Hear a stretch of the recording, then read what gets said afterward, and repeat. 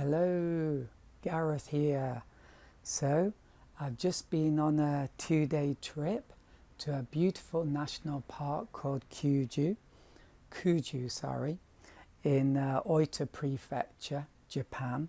And I live in Oita prefecture, so it wasn't far to go, just about 90 minutes. And we stayed one night. So on that night, I saw this beautiful sky. And so today's lesson is going to be about painting beautiful evening sunsets, and a few kind of preliminary points about painting sunsets. So the first thing is that they get better as the evening progresses, or as the sun goes down. Just normally they tend to get more and more beautiful. Probably not always, but normally they tend to become more and more spectacular. And that's what happened this time. And also after the sun has gone down, and it looks at first like the show is over, but then you get this final flush of light, which is spectacular. And that's what we've got here. This is actually, I think, after the sun went down, and it's just beautiful. And so always remember to hang around when you're looking at evening sunset, and stay even after the sun has gone down, because you get this final glow, this final flush of light, and it's beautiful. So we're going to paint this sky then. So let's show you my setup. So I'm going to use a mop brush, and first thing I'm going to do is just wet my paper. So there are different ways of painting skies, and I'm just going to show you a very loose way. Now the thing is when you do wet on wet, which is what I'm doing, wet paint on wet paper, it can all kind of run into one another, and you just get this overly soft, kind of amorphous, shapeless nothing. And so you don't want that. So the important thing is to basically take your time. So if you paint this too quickly, because the paper's so wet, it's all just going to expand into nothing. So you don't have to rush too much. That said, because my paper is tilted, the top is going to dry quicker than the bottom, because the water's running down, and so it's drying out. So it's normally a good idea to begin at the top. So I'm getting some cobalt blue. It's a very nice blue, and often a good blue to use for skies. And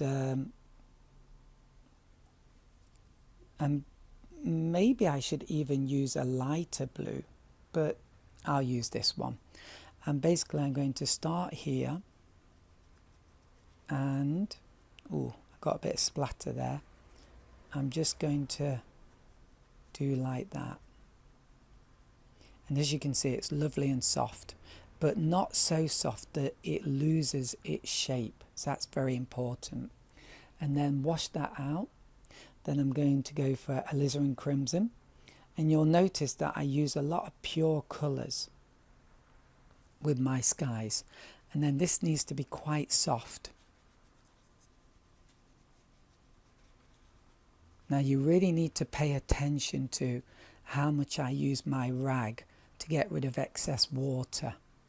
It's so important to use the rag and not have an overly wet brush. Now can you see how delicate this is? Now although this is Alizarin Crimson, I'm using it so subtly that it's not overwhelming. It's just a delicate pink, although I might make it a little bit stronger there for some variety. Now, although this looks easy, in some ways it's not, because wetting wet is one of the hardest techniques, because it's a lot about timing and knowing how wet the paper is. And at the end of the day, it takes a long time to get a feeling for that. But of course, the sooner you start, the quicker you're going to get there.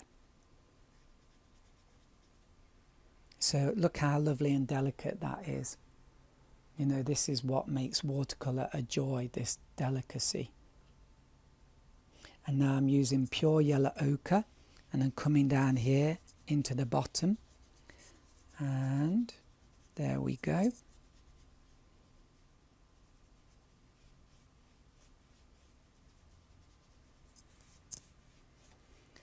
Like that. And it's dried off a bit here, or it feels a bit dry. So I'm just going to quickly cover all that space and sort of re-wet it. Now I use yellow ochre, not yellow, because when yellow touches blue, it goes green very easily. Yellow ochre doesn't go green so easily. Now I'm using brilliant orange, and I've kind of added that to the yellow ochre, but it doesn't matter. And there we go. Now, the important point here is that I don't add too much and it all becomes orange. This is one of the major mistakes that beginners make, and actually also intermediate artists. They just cover the whole lot, and it's so essential not to cover the whole lot, to leave these essential gaps and other areas. But it's so easy to say and so difficult to do, even for me. Sorry, it makes me sound so great, but I've been doing it 20 years and I still overdo it sometimes. Now, can you see I'm using a thicker brilliant orange here? And so even though it's the same colour, it's like we're getting a totally new effect, and it's subtle, but you can still see it very clearly. It's looking really nice. In fact, it's looking that nice that it's making me a bit nervous, but nervousness is not good in watercolour painting. Got to be bold.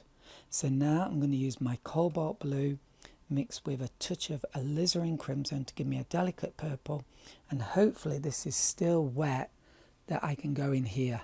Hopefully. It might have dried off a bit, which is a bit fatal. So that's where it's a bit tricky if you get the timing wrong. And now I want more of a bluey purple, and oh, I didn't mix it well enough, and just a few touches. Oh, it's drying off there a lot. It's looking quite nice, but I've got to move a lot quicker. Now, where it's thick orange paint, you're not going to get the delicate kind of colours you want here. It's going to start mixing and giving you a kind of browny blue. But we can still work with it. And then I'm going to use the same kind of colour, but stronger. So I'm not doing too much. That's critical. And I'm going to add a touch of burnt umber to this to grey it off.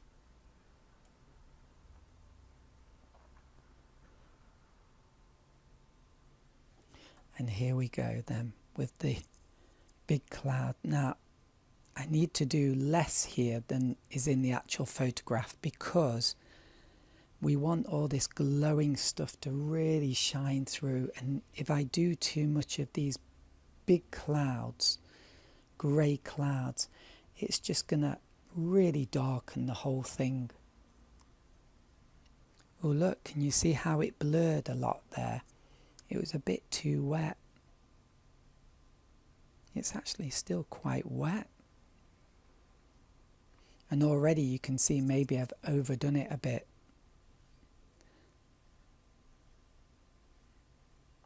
I love these little lines. And then the final thing is, so I've only suggested that. There's a lot more grey clouds there, but I don't want to do that because it's just going to kill the lightness. So now I'm just using blue, adding a touch of this original mix. And then I'm just going to do these lovely bluey clouds here. Okay. A lot more blue, almost pure blue here. I can do it because now I'm painting super thickly.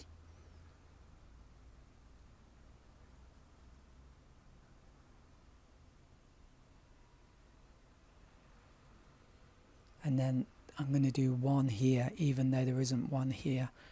Maybe about here. Because I like that lightness there. There we go. Ooh. And I think that's it. It's not great, but it's good enough.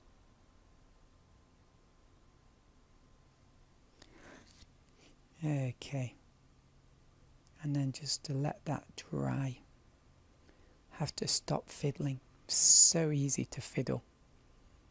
And that might be a bit too wet, so I just dried my brush and go over it again. Maybe use some thicker paint.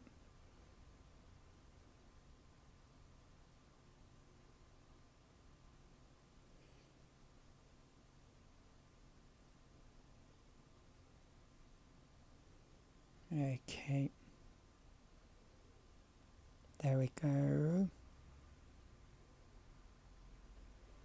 That's it. Let's just leave that to dry. Okay, now this has dried, and using the same mop brush I'm going to do the mountain, and I'm going to use this cobalt blue mix with a touch of burnt umber. I find that works really well for giving distant mountains that blue with a touch of burnt umber.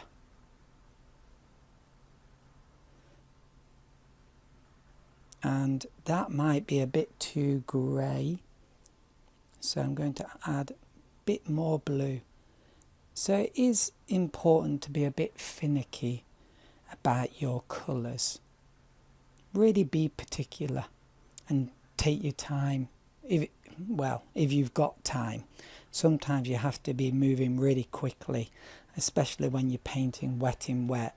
But when we're doing something like this, wet on dry, we've got plenty of time to really play with the colour, mixing, and get it just how we want it.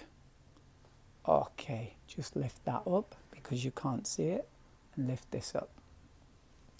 So also in my photo, there's just a little, we can only see the mountain a little from this particular viewpoint, and I don't like that.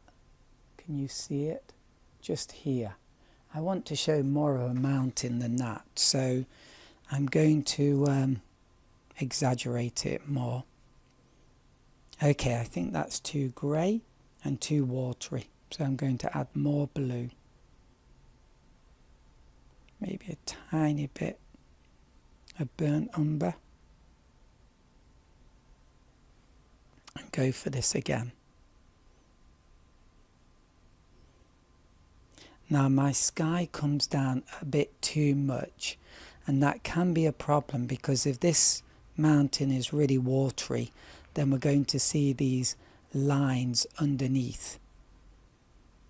So either don't make your sky come down too low, or make your blue mountain mix quite strong, but still blue, so it looks distant.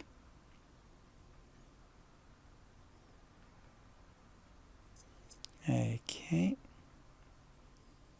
there we go. And then I want to fade this off in a minute. It looks quite nice. I mean, perhaps having my point right in the middle is, to be honest, a bit of a bad idea. aesthetically or in terms of composition, having the top point over here or over here would probably be better. Maybe over here would be best. Kind of balances these clouds on this side. So I'll wash out my brush and then pure water down here, and I just bring this up like this and just blend it in. It's really nice doing this, so relaxing. There we go. And then let's just leave that to dry. And then next we're going to do this scenery. So I took a few photos, and in this one the scenery just looks black, but in some of them you could see the green colour of the shrubbery or the greenery, whatever. And I am going to try and make it a little bit more, it's going to be dark, but there's going to be a noticeable tint of green. So I'm going to show you how to do that and how to do it all in one go, but to make it look like there's distance and texture and variety. So I'll show you how to do that in a minute after this is dried off. Okay, now the mountain has dried, and an important point I want to mention before we move on is when you paint the sky, if your paper is tilted like mine is, then you might get the paint of the clouds running down too much, and you really want to stop that happening because you want them to retain their shape. And the way to stop that happening is just to lie your paper down flat like that, and it will act as a break. So that's what I did earlier on, but when I did that I'd stop the video. So it's important that I tell you that because it's very, very useful tip. So one more time, if you find that the paint is running down too much with your clouds, then just lie the paper down flat and it will stop running so quickly. Well, it should stop altogether. Okay, so the next thing is we're going to paint this foliage, and a really important point is please practice doing that on some scrap paper. And this is one I did earlier on some scrap paper, and can you see how lovely that looks? Now it is difficult to get this kind of shape, and it does take a lot of practice. So that's why I'm saying have a go on some rough paper, because although you won't be able to really create the nice shapes the first time, just the more you practice the better you will get, and it helps you warm up a little. And also because you're practicing on scrap paper, you'll be a bit more relaxed, and often in that situation you tend to actually paint better. And I wouldn't be surprised if the foliage I painted here, this is going to look better than the one I do here. That often happens because when I paint this, I just feel very relaxed, and I just paint better even after 20 years. What a joke, right? But that's the truth. So we're going to be using different brushes. So I'm going to be using this Hake brush, and it's about 2 centimeters. Is that about an inch wide? And I'm going to be using that for the light background here. It's all wet in wet, but this will be for the background. I'm going to make this further part like distant, and then this bit is closer.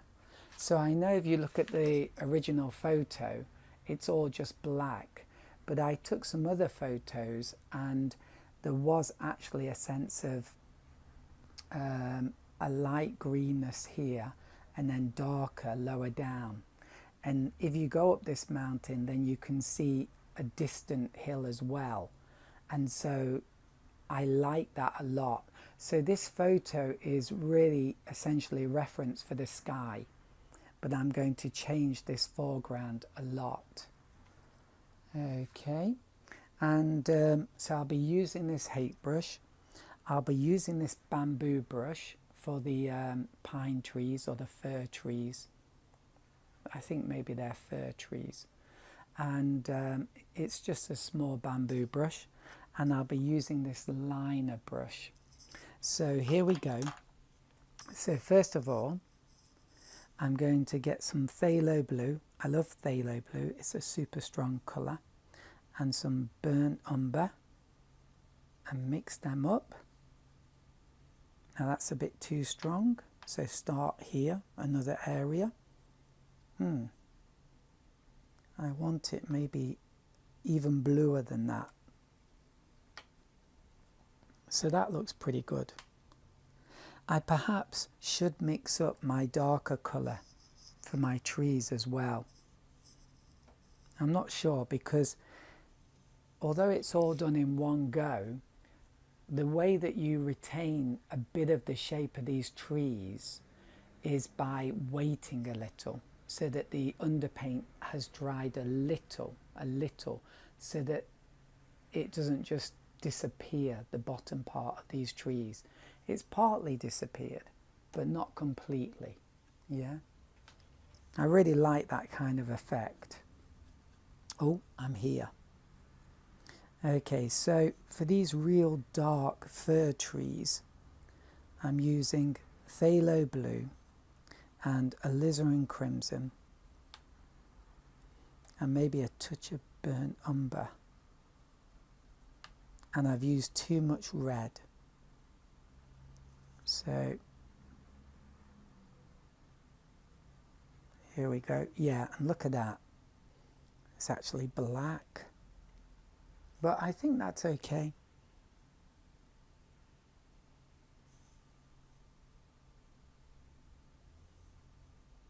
I might use burnt sienna actually.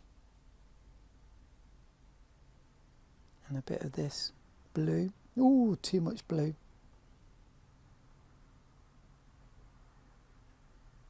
Yeah, I quite like. No, I don't like. Don't like that yet. And just check it out on some paper. It's not quite right yet. Yeah, that looks definitely too blue. So use some of this burnt umber. Begin in another area. And then let's have a look now. It's very subtle. Oh, but yeah, that's a green. I don't know if you can see it, but there's a green and there's a blue. That might be okay sometimes, actually. I like to mess around with colours a bit. Exaggerate them.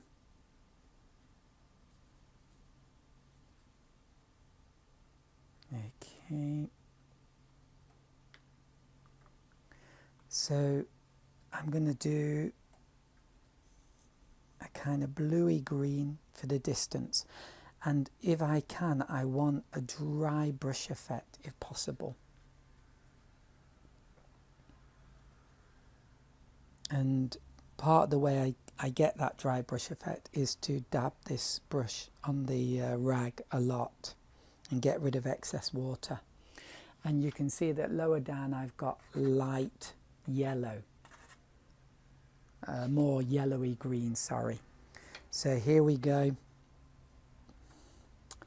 Bit nervous. Oh yeah, getting a bit of dry brush there.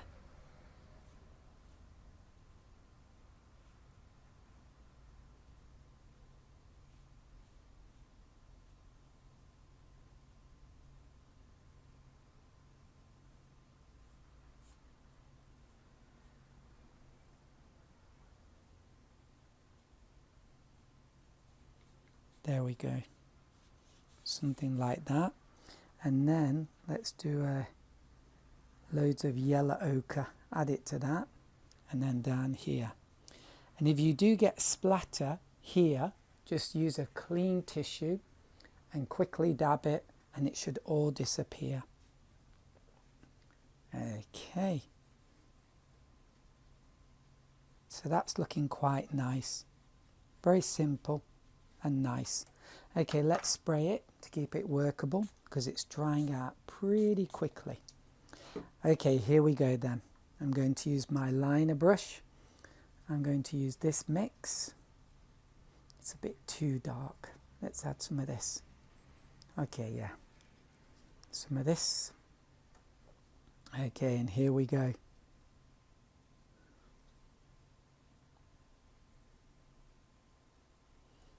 And splay the hairs and then dry it. Do you see how I used the rag?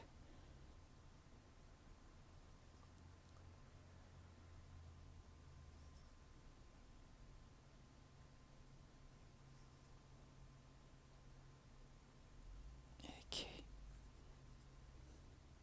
Oh, that looked quite nice, that bit there.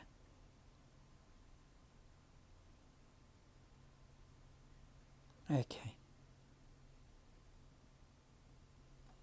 And you want to make sure that this mix is strong enough. I probably haven't made it strong enough, sadly.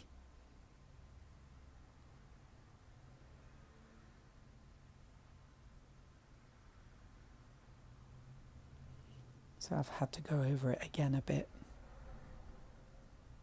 There we go. And then just kind of dissolving into that foreground. Spray, spray, spray. Okay, let's use the bamboo brush. And here we're going to have a big tree here. Wow, this is a bit watery, a bit too watery. Okay, and then I'll begin here because as I get to the top I want a bit more dry brush effect. There we go.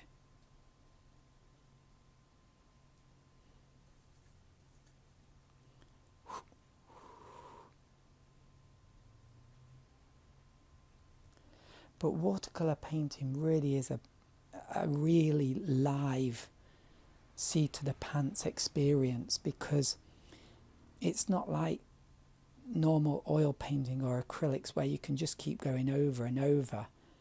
It's like you've really got to get it right, and that kind of situation makes it very much an alive experience.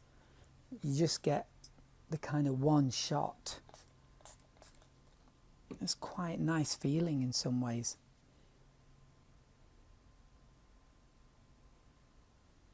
Especially the better you get. And then here, I'm just going to add some little touches here. I need to quickly look at my original. Oh yeah, I've got another one here. So, see how I flick this, but it needs to be dry. So I wiped it on my rag. That one's looking particularly nice. I love that orange light behind it. Oh yes. And then here, thick paint, and let's do something here. We're just suggesting things. And then let's spray that. I think that needs to come out a bit more.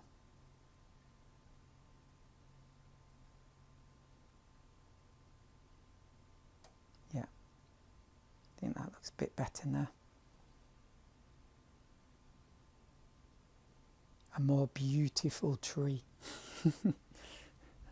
But that's what it's like. That's how you become as an artist. You want to paint beautiful looking trees.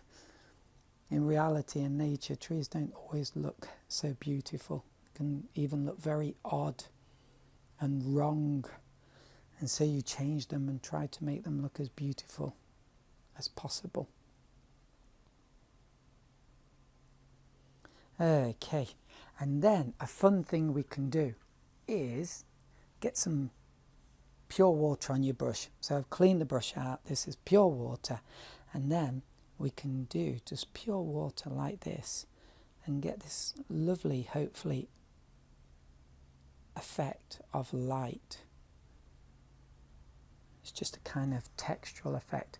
And let's even use some yellow ochre and do some little bits of yellow ochre here. This is one of the things I really love doing, this kind of wet into wet and all these kind of texture things. I really, really enjoy that. Oh, this contrast looks beautiful. I'm so happy about that. Okay, and then maybe I shouldn't do this, but I'm going to use pure water again and just splatter. You don't have to do this, but it just creates a feeling of texture. And I might even just spray it too, not too much. And remember, never spray directly at it. Spray above and in a way that the drops kind of like go across and then fall down onto the paper. Hope that makes sense, rather than direct, because if you do it directly, then you're going to shift paint on the paper. And I'm just painting around these clips here. I like to use a pad with clips. I don't like blocks. I find that the whole pad warps. Although what you can do with pads, some water here, just get rid of that, dab it up. But what you can do with pads, if you find that the whole thing buckles, is you can, you can get one of those sliding things that allows you to separate the top layer of paper from the paper below. And you can do it for the side and the bottom. And so it's still attached at the top, but at the bottom then you can add clips. And then when you paint on it and the paper expands, you can just let it unclip it, let the paper expand naturally, and then just add the clips again. And that should stop the whole pad from buckling. So I hope you find that helpful. So we've done it. One final thing we can add is a few birds. So use the same mix. I could add a touch of red just to make it a bit of a black colour. And then maybe here in the sky, I probably need a new liner brush because this one is a bit bent at the tip. There we go. 1, 2, 3. And my brush is a bit like a blade. So one side is very thin and I can do a thin wing, and then the other side is very flat like a knife, and I can do like a thick stroke, and then I just do a little stroke underneath. So I'll do it one more time. So one way I get this thin line, and then the other way, oh, that's not very good. And then the other way I get this real fat line, and it just gives a nicer look rather than just thin line, thin line, thin line. And I think that's it. I think I've done everything. So I hope you enjoyed this lesson. Remember, have a go. Please don't go and move on to another watercolour video. You'll never get better at watercolour painting, and you'll never enjoy the real pleasure of watercolour painting, which is making something. It's so fun to make something. So have a go and have some fun. Bye for now.